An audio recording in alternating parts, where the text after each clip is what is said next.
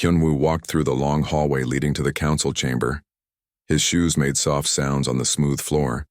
The walls around him were made of a strange blue metal that came from a planet far away. Pictures of all the different alien species hung on these walls.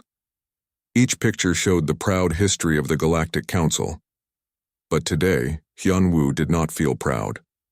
He felt worried. Very worried. The message had come 3 days ago. The council wanted to meet with all human leaders. They said it was important.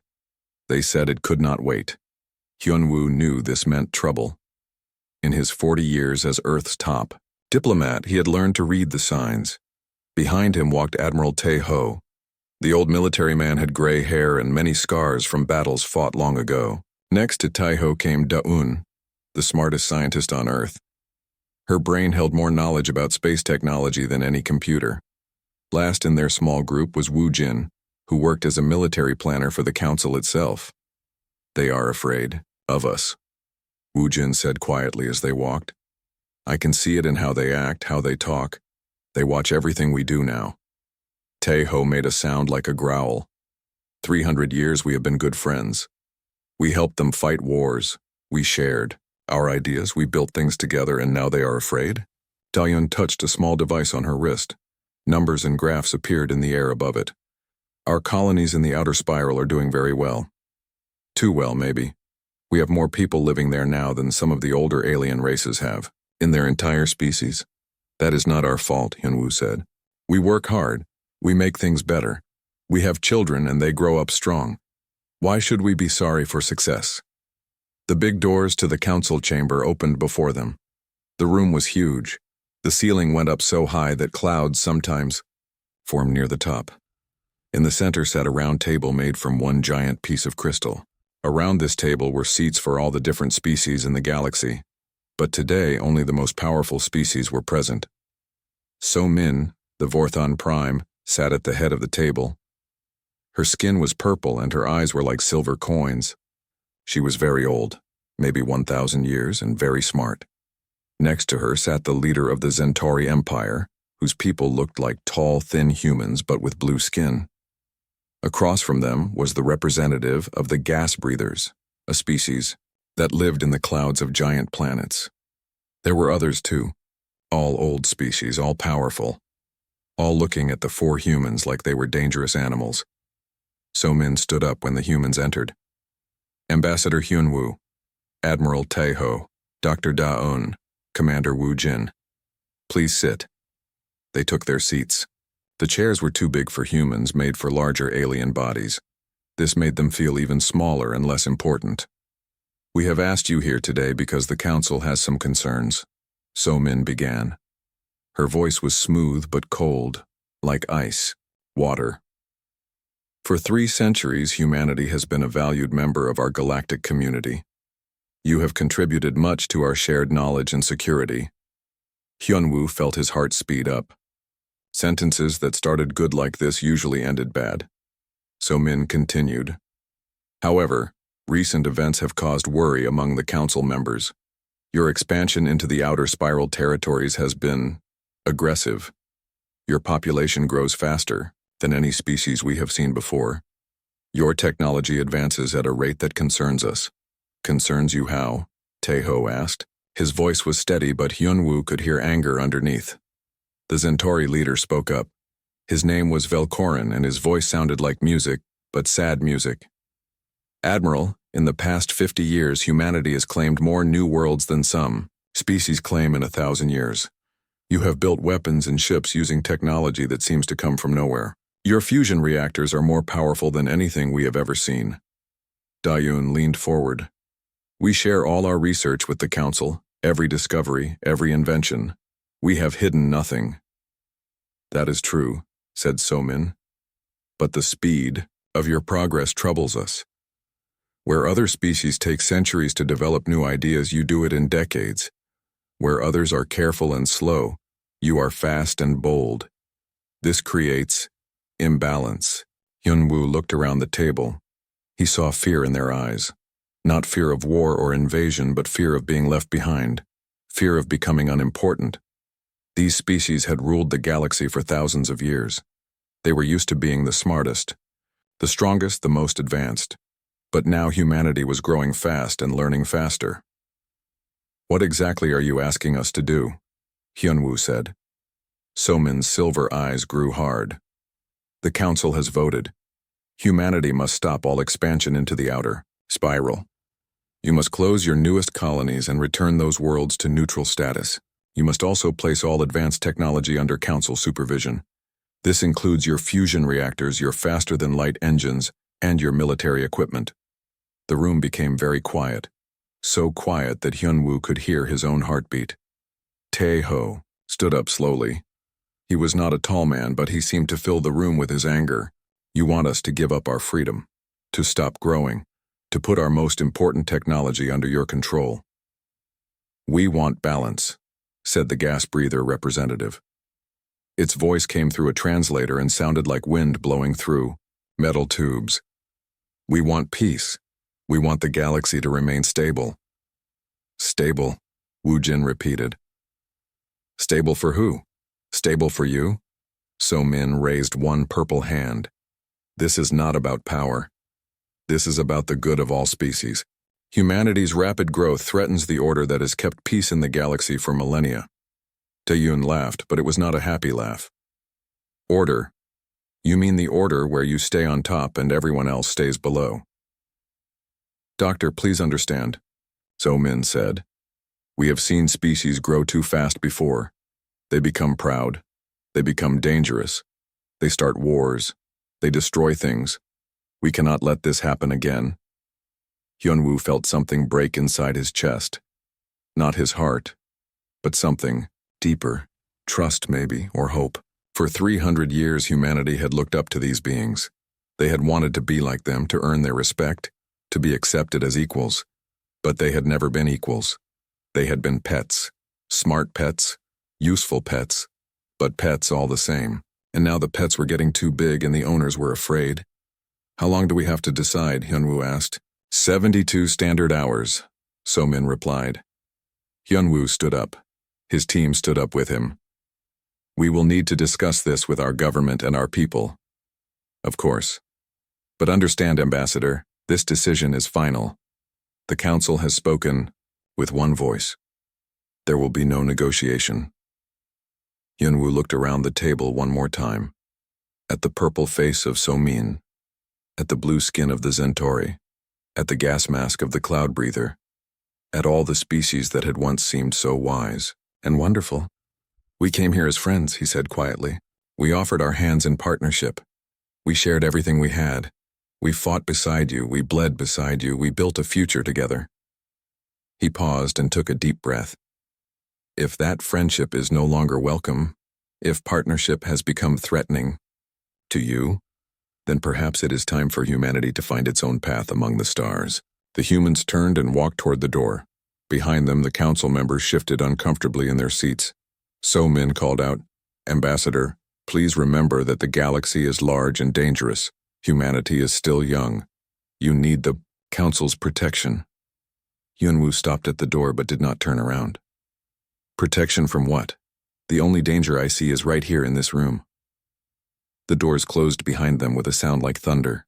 Captain Young-ho was drinking his morning coffee when the message arrived. The hot liquid was halfway to his lips when his communication device made a sound he had never heard before. 3 short beeps, then a long one, then 3 short beeps. Again. He put down his cup and picked up the device. The screen showed only 4 words. Operation Distant Shore active. Young-ho's hands began to shake. Not from fear, but from the weight of what those words meant. For months there had been whispers.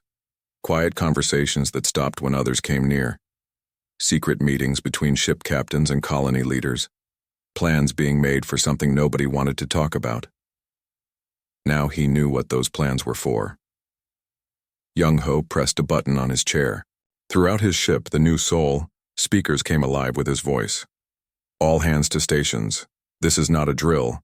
Begin emergency protocol 77 Alpha immediately." His crew moved without asking questions. They had trained for this day, though they had hoped it would never come. Lieutenant Seok-jin ran to the engineering section to prepare the engines. Communications Officer Ji-Wan started sending coded messages to other human ships nearby. Medical Officer Hai-Wan began securing all the medical supplies and making sure the ship's hospital was ready for whatever might come next. But this was not preparation for battle. This was preparation for something much harder. This was preparation for goodbye. On the colony world of New Busan, Administrator Yoonji stood in her office looking out at the city she had helped build. Tall buildings reached toward the sky like silver fingers. Parks and gardens filled the spaces between them with green life. In the distance, the spaceport was busy with ships coming and going, bringing trade and visitors from across the galaxy. It was beautiful. It was home to 3 million humans and 500,000 friendly aliens who had chosen to live among humans because they liked the way humans did things. It was everything the early colonists had dreamed of when they first came to this empty world. 50 years ago, in 72 hours it would be empty again. Yoonji's assistant, a young woman named Miran, came into the office carrying a large tablet.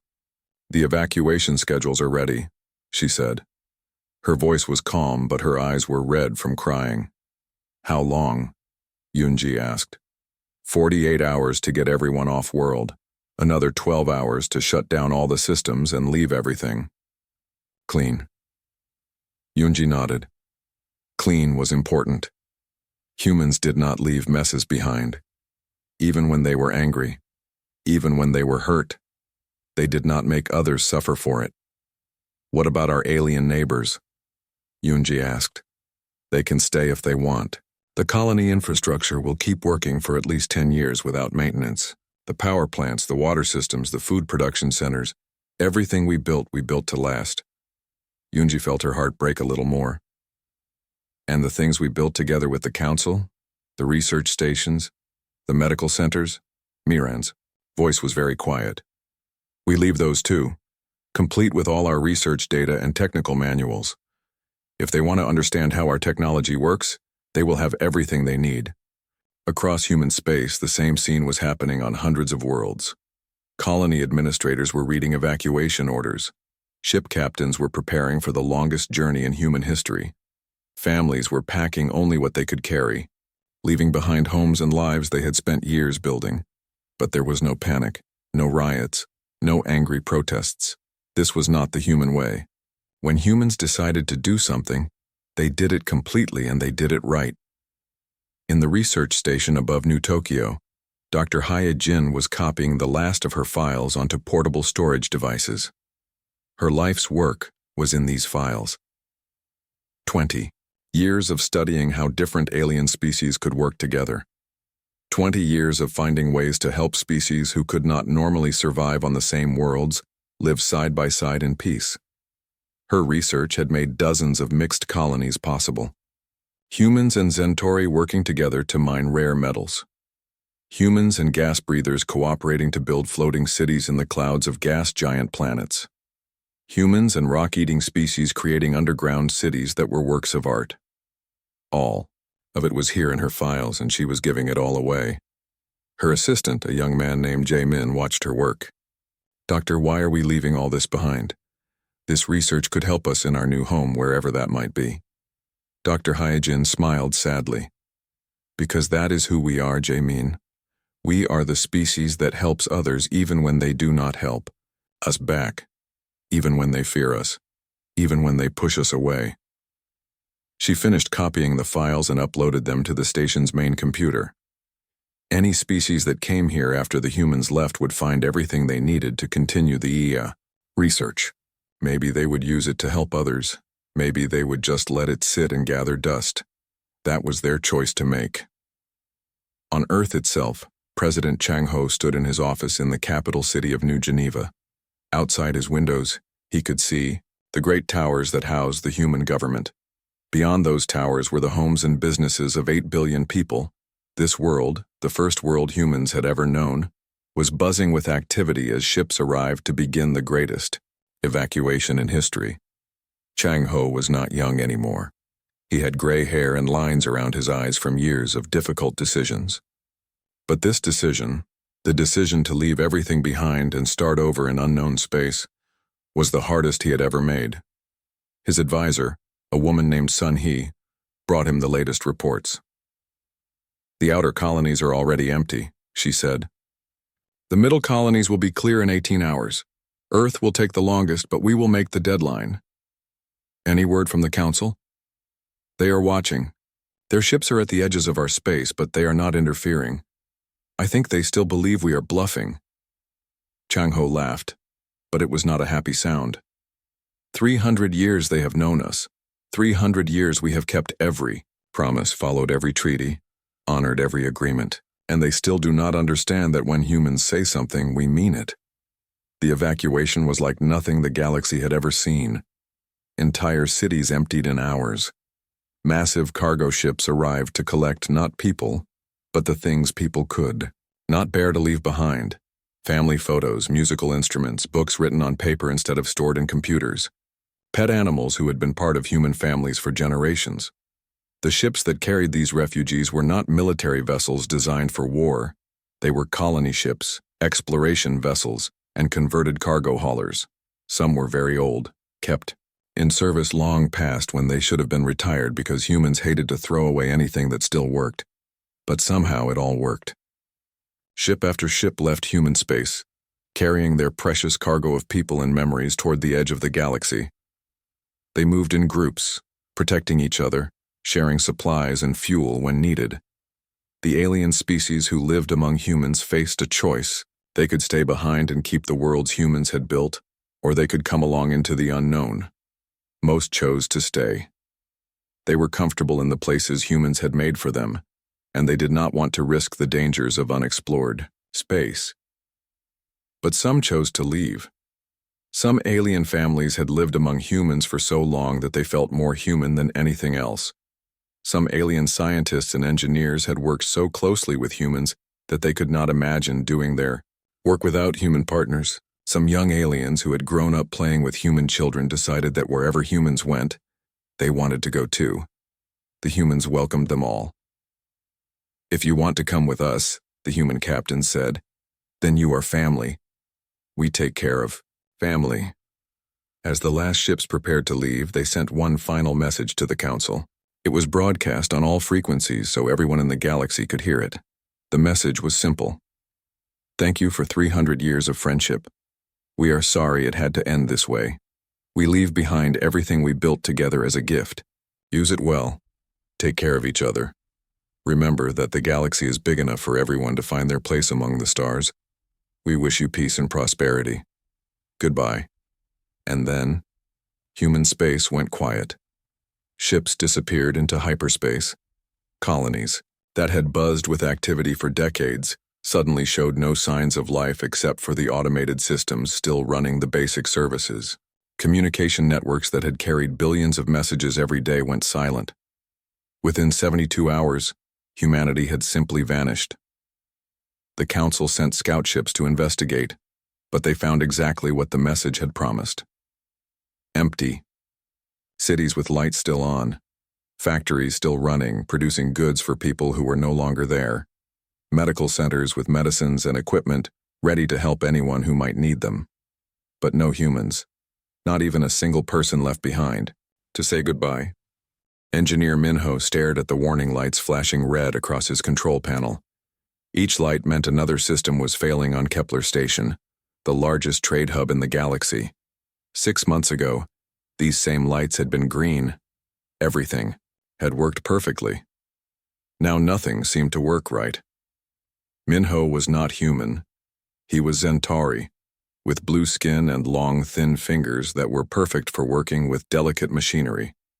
But the machinery he was trying to fix had been designed by humans, built by humans, and apparently only understood by humans. "Station Commander Ara to Engineering," came a voice through his communication device. "Minho, we have another problem. In Medical Bay 7, the healing chambers are shutting down again." Minho rubbed his tired eyes. "I will be there in 10 minutes, but I have to tell you I do not know how to fix them anymore. The backup systems keep failing and I cannot figure out why." He had been working 18 hours a day for 3 months, trying to keep Kepler Station running. Before the humans left, maintenance had been easy. Human engineers had designed everything to be simple and reliable. When something broke, there were clear instructions on how to fix it. When systems needed updates, the changes were small and easy to understand. But now Minho realized that the humans had been doing much more than just following instruction manuals. They had been making tiny improvements all the time. They had been adjusting things, fine-tuning systems, and solving small problems before those problems became big ones. Without human engineers to make those constant small fixes, everything was slowly falling apart. Minho walked through the station's corridors toward the medical bay. The walls were still clean and bright, but he could see signs of decay everywhere. Lights that flickered sometimes, air vents that made strange noises, floor panels that were slightly loose because the micro-adjustments that kept them tight were not being made anymore. In Medical Bay 7, he found Commander Ara standing next to a healing chamber that should have been working perfectly. Inside the chamber was a young Vorthon who had been injured in an accident. The chamber was supposed to heal broken bones and torn muscles in just a few hours. Instead, it was making sick sounds, and the healing process had stopped halfway. The patient is stable for now, Ara said. But if we cannot get this chamber working again, I will have to transfer him to a regular hospital. That will mean weeks of recovery instead of hours. Ara was from the same species as Somin, the Vorthon Prime who had given humans their ultimatum. Her purple skin was darker than Somin's, and her silver eyes were filled with worry. She had been a doctor for over 200 years, but she had never seen medical technology fail like this before. The problem is in the quantum matrix, Minho said, looking at the diagnostic displays. The matrix controls how the healing energy is focused on the patient's injuries, but these matrices were built using human quantum theory, and I do not understand how their mathematics work. Ara touched the chamber's control panel with one long purple finger. Before the humans left, we had 12 of these chambers on this station. They could heal any species, fix any injury. Now we have 3 chambers working, sometimes 4 if we are lucky. Last week we lost a patient because a chamber failed in the middle of treatment. Minho felt a heavy weight in his chest. How many? Other stations are having the same problems? All of them. Every station, every colony, every world that used human technology. And that is almost everywhere in the galaxy. It was true. For 300 years, humans had been building things for other species. Not just for themselves, but for everyone. They had designed fusion reactors that could power entire cities using fuel that was easy to find. They had created medical devices that could treat diseases that had killed millions of beings. They had built communication systems that let species on opposite sides of the galaxy talk to each other instantly. The other species had been happy to use these wonderful human inventions, but they had not really learned how to make them or fix them. Why should they? The humans were always there to help. The humans enjoyed solving technical problems. The humans never asked for payment beyond friendship and cooperation. Now the humans were gone, and their amazing technology was dying. The military base orbiting Altair Prime, General Bonhua faced a different but equally serious problem. The Altarian Defense Corps was supposed to be one of the strongest military forces in the galaxy. Their ships were fast and powerful. Their weapons could destroy planets. Their soldiers were brave and well-trained, but their battle tactics had been designed by humans. General Bonhua was a tall warrior from a species that looked like large cats walking on 2 legs. His people had been soldiers for thousands of years. They understood courage and honor and fighting with teeth and claws. But modern space warfare was not about individual bravery. It was about coordination, planning, and using technology in clever ways. Humans had been the best at this kind of warfare. They could see patterns in battle that other species missed. They could predict what enemies would do and prepare responses ahead of time. They could coordinate the movements of hundreds of ships so perfectly that entire fleets moved like single organisms. Most importantly, humans understood how to fight without destroying everything around them. Other species tended to use overwhelming force, blasting their enemies and anything nearby into dust. Humans had developed ways to win battles while protecting innocent people and preserving valuable resources. All of these tactics were written down in military manuals. But the manuals did not capture the human way of thinking. They did not explain how humans made decisions so quickly, or how they adapted their plans when unexpected things happened. "Sir," said Colonel Ik Jun, Bonhua's chief of staff, "the war games results are in from this week's exercises. Our fleets are performing at 60% of their previous effectiveness." Bonhua's ears flattened against his head, which was how his species showed disappointment. "That is better than last month." "Yes, sir. Last month we were at 40% effectiveness. But sir, we are still losing simulated battles that we should be able to win easily. The problem was not that the alien military officers were stupid or lazy. They were smart and they worked hard, but they thought differently than humans did. Where humans saw a battle as a puzzle to be solved creatively, other species saw it as a contest of strength to be won through superior force. Humans had taught them that there were other ways to think about warfare, but they had not taught them how to think like humans. Meanwhile, on the economic front, Council analyst Ye Jin was discovering that the galaxy's financial systems were in chaos. She worked in a tall tower on the Council's capital world, surrounded by computers that tracked trade and money flow across thousands of worlds. The numbers on her screens were all wrong. Trade routes that had been profitable for centuries were suddenly losing money. Colonies that had grown rich by selling goods to other worlds could no longer compete in the marketplace. Even basic services like food production and transportation were becoming more expensive every day. "How is this possible?" asked her assistant, a young Centauri named Daehyung. "The humans only controlled maybe 15% of the galaxy's economy. Losing 15% should not cause this much damage." Yejin pointed to a complex graph showing trade relationships. "That is what we thought too. But look at this. The humans were not just 15% of the economy. They were the connections between the other 85%. She changed the display to show the flow of goods between different species and worlds. See how trade moved through human space?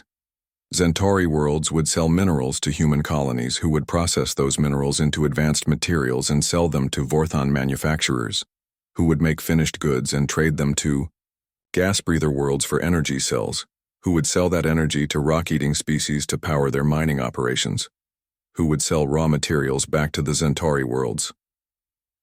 Daehyung studied the patterns. "So the humans were like the roads between cities?" "Exactly, and now the roads are gone. Everyone is stuck in their own little economic islands, unable to trade efficiently with anyone else. Prices are going up because goods have to travel much farther and change hands many more times before reaching the people who need them. But the economic problems went deeper than just trade routes. Humans had also been the galaxy's best mediators and negotiators. When two species had disputes about trade agreements, they asked humans to help find solutions that made everyone happy. When new technologies created new markets, humans helped figure out fair ways to share the profits. Humans had been good at this because they were outsiders who were trusted by everyone. They had no ancient grudges against other species. They did not care about old territorial disputes or traditional rivalry. They just wanted to help everyone get along and work together. Without human mediators, old conflicts were starting to surface again. Species that had been friends for centuries were remembering ancient insults and territorial disputes. Trade, agreements that had worked for generations were being questioned and renegotiated. The galaxy was discovering that humans had been much more than junior partners in the Council. They had been the glue that held galactic civilization together. They had been the problem solvers. Investigator Gite stared at the star map floating above his desk. 2 years had passed since humanity's departure, and he was no closer to finding them than when he had started his search. Red dots marked every place his teams had looked. There were hundreds of red dots now, scattered across the galaxy's edge like drops of blood. All of them led nowhere. Gite was a Vorthon, like Somin, but younger and less patient. His purple skin was lighter than the primes, and his silver eyes held determination instead of tired worry. The Council had chosen him to lead the search for humanity because he was known for solving impossible puzzles. Missing ships, lost colonies, ancient mysteries. Gite could find answers where others found only empty space. But humans, it seemed, were different from any puzzle he had ever faced. "Sir," said his assistant, a young Centauri named Hyo Sung, "we have another report from the Outer Rim Scouts." Gite did not look up from his star map. "Let me guess. They found traces of human ships, followed the trail for several light years, and then the trail disappeared completely. How did you know?" "Because that is what every scout team reports. The humans want us to follow them, but only so far. They are leading us in circles." It was true. In 2 years of searching, Gite's teams had found plenty of evidence that humans had passed through the galaxy's outer regions. Abandoned campsites on empty worlds, fuel signatures in asteroid fields, even messages carved into rocks on airless moons. But every trail eventually went cold, usually in some impossible way. Ships that had been heading toward a particular star system would simply vanish from all sensors. Fuel trails that should have continued in straight lines would stop as if the ships had turned off their engines and drifted silently through space. Communication signals that scouts were following would suddenly change direction or disappear entirely. "Maybe they developed some new kind of stealth technology," Hyo Sung suggested. "Something that hides their ships completely." Gitai shook his head. "I thought of that. But perfect stealth technology would hide them from the beginning. Why let us follow them at all? No, they want us to know they are out there. They want us to know they are moving toward the galactic edge. But they do not want us to know where they are going." Commander In-Soo was having similar problems with the deep space exploration mission. His ship, the Council's Hope, was the most advanced vessel the Council had ever built. It could travel faster and farther than any ship in the galactic fleet. Its sensors could detect the heat from a single person on a planet from a distance of 10 light years. But even with all this advanced technology, In-Soo had found nothing but empty space and false leads. In-Soo came from a species of natural explorers. His people looked like humans but taller, with skin that changed color based on their emotions. Right now his skin was showing deep blue patterns, which meant frustration and disappointment.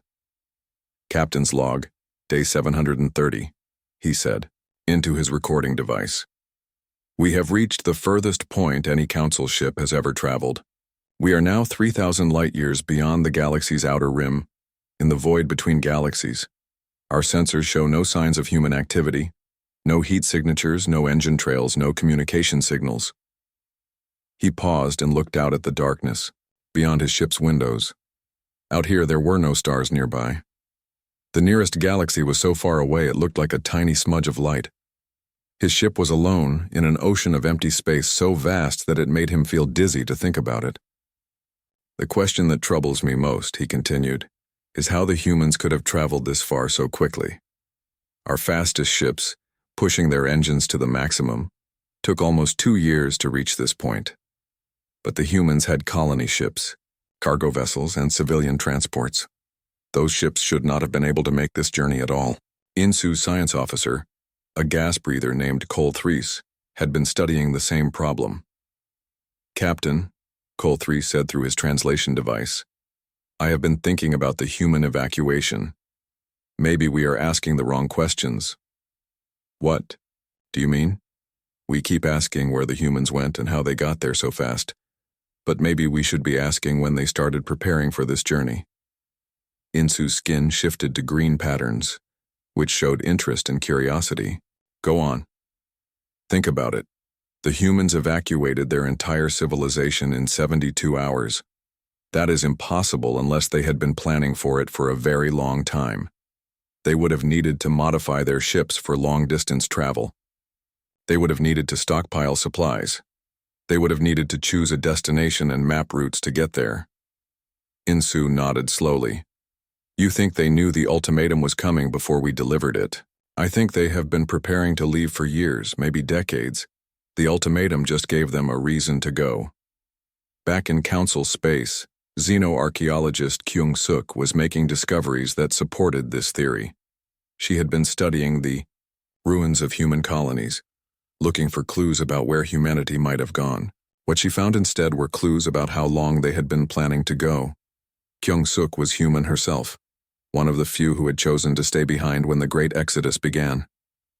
She had been away from Earth when the evacuation happened, working, on an archaeological dig in a distant system.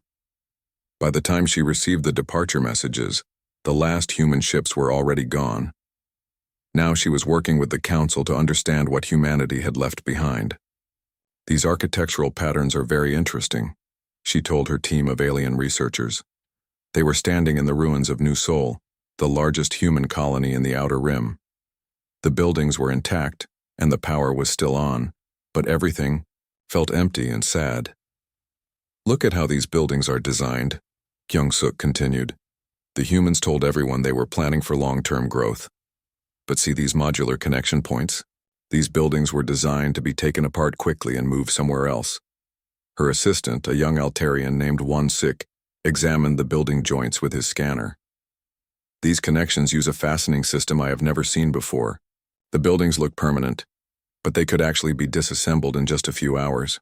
And look at this, Kyung-suk said, pointing to symbols carved into the building's foundation. These look like decorative patterns, but they are actually star charts. Each building in this city has different star patterns carved into its foundation. Won-sik ran the symbols through his translation computer.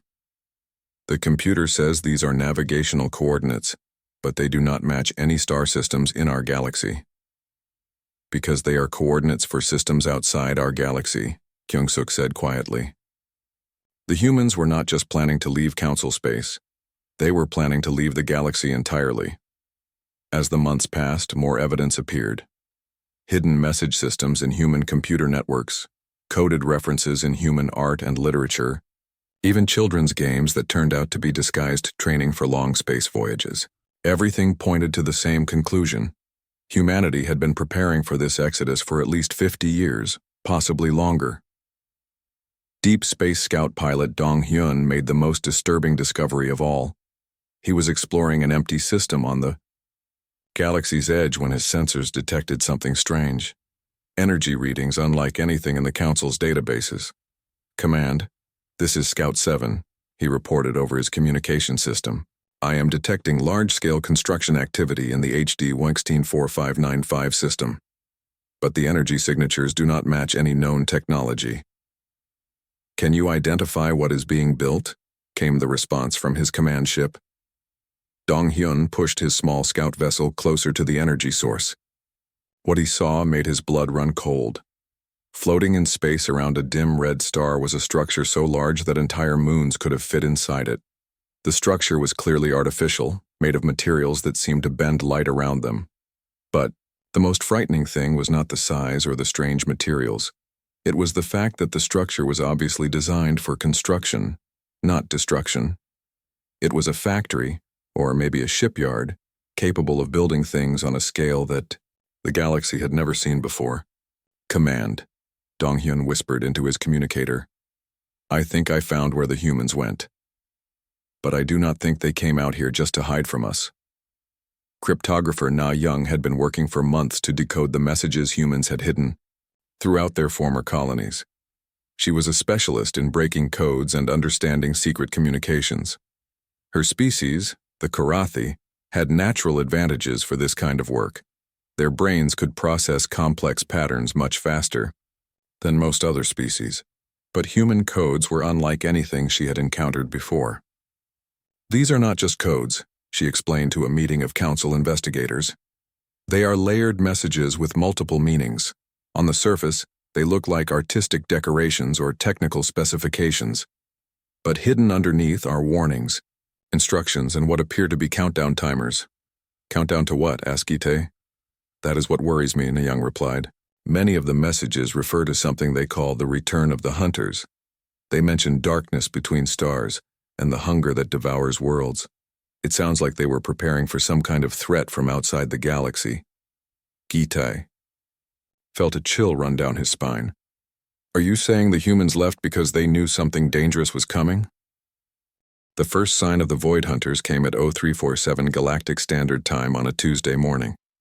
Emergency Coordinator Jae Hyun was drinking coffee in his office when every alarm in the Council building began screaming at once. The night sky above, the capital world of Galactic Prime, lit up like day as something massive tore through the upper atmosphere. But this was not a meteor or a crashing ship. This was something that ate light and energy, leaving behind only darkness and the cold silence of dead space. "Sir," shouted his assistant, running into the office without knocking. The entire Kepler system just went dark. All communication, all life signs, all energy readings, everything just stopped. Jae-hyun dropped his coffee cup. It shattered on the floor, but he did not notice. How is that possible? There are 12 billion people in the Kepler system. Were, sir, past tense. The system is completely empty now. No planets, no star, no debris, just empty space where a star system used to be. Within hours, the reports came flooding in from across the galaxy. The Altair system, gone. New Zentoria Prime, vanished. The great trading hub of Vorthon's glory, consumed. One by one, entire star systems were simply erased from existence, as if they had never been there at all. The things doing this damage defied every law of physics the Council understood. They were machines, but machines unlike anything in galactic history. Some were as large as moons, covered in geometric patterns that hurt to look at directly. Others were smaller but moved in swarms of millions, each one hungry for the energy that powered stars and planets. They came from the void between galaxies, from the empty darkness where no life should have been able to survive. But these were not alive in any sense that the Council recognized. They were something else, something ancient and patient and endlessly, terrifyingly hungry. General Bonhua marshaled every ship the Council could find, the greatest military force in galactic history assembled near the galaxy's edge, ready to fight for their civilization's survival. Thousands of warships from dozens of species, carrying weapons that could crack planets and shields that could deflect the energy of entire stars. The battle lasted exactly 14 minutes. The Void Hunters moved through the Council fleet like it was made of paper. Energy weapons that should have destroyed anything they touched simply made the dark machines glow brighter. Physical missiles exploded against hull armor that seemed to absorb the force of the blasts and grow stronger. Worst of all, any ship that came too close to the Void Hunters simply stopped working. Their engines died, their lights went out, and their crews began aging rapidly until they became dust. General Bonhua's flagship was one of the last ships to escape. As he watched the remainder of his fleet being consumed by the hungry darkness, he sent out a desperate message on all frequencies.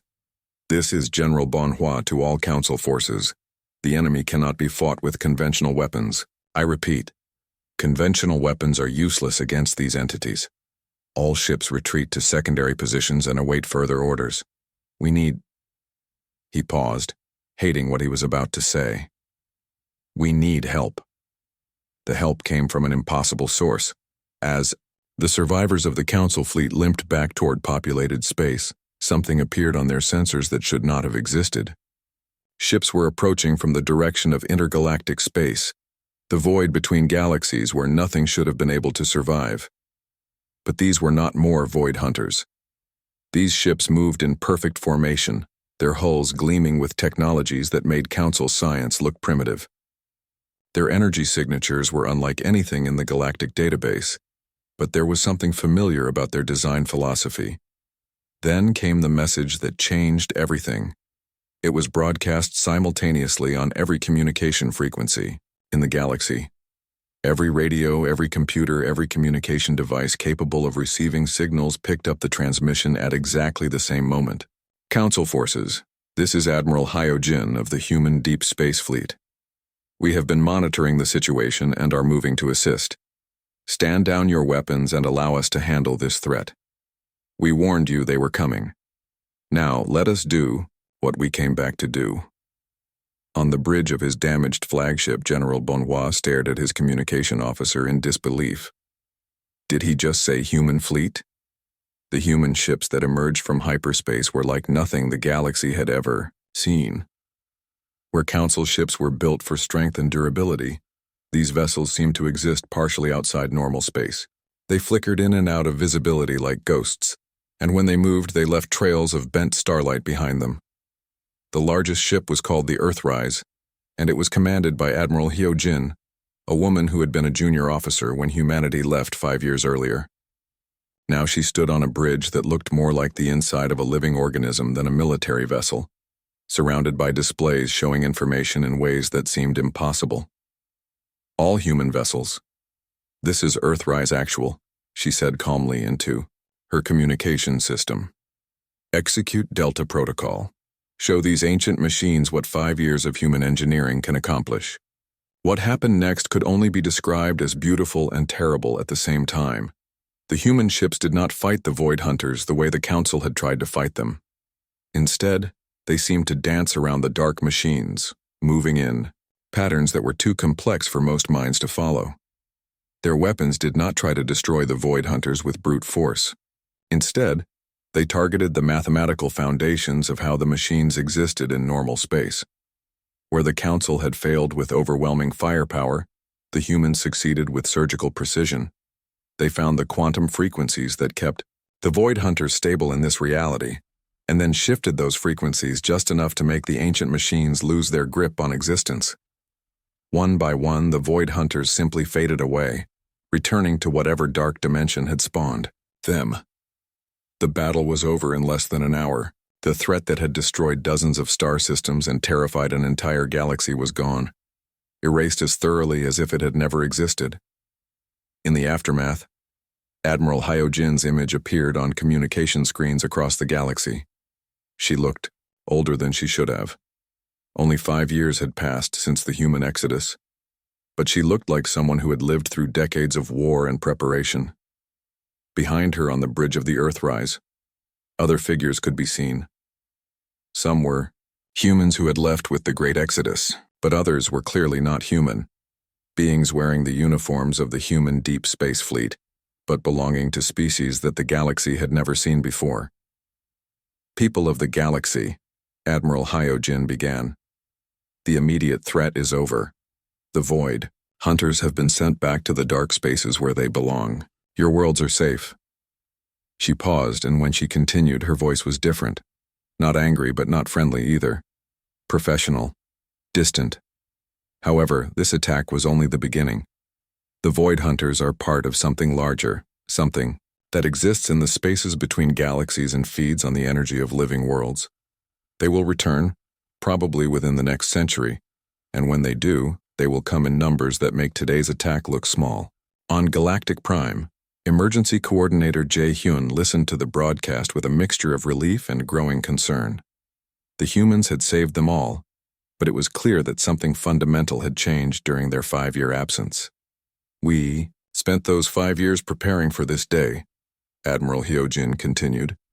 We found allies in the Void, species that had survived previous Void Hunter attacks by learning to fight them effectively. We built weapons and ships designed specifically to combat entities that exist partially outside normal reality. We prepared for a war that the galaxy did not know was coming. The image shifted to show the space around the human fleet. There were hundreds of ships, but they were not just human ships. Strange vessels of alien design flew alongside the human fleet, crewed by species that looked like they had evolved in the deep darkness between stars.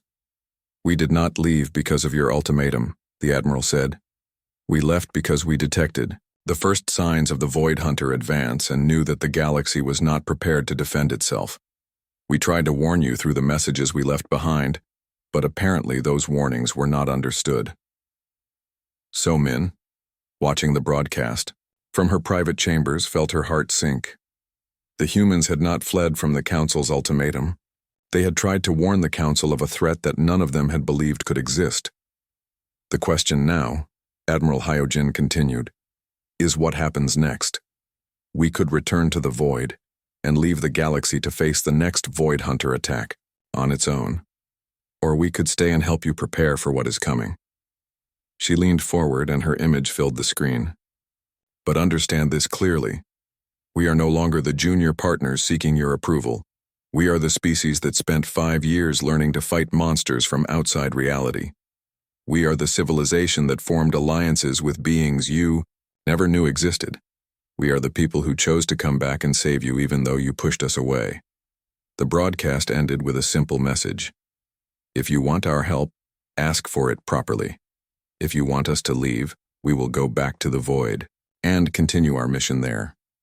But do not expect us to pretend that the last 5 years never happened.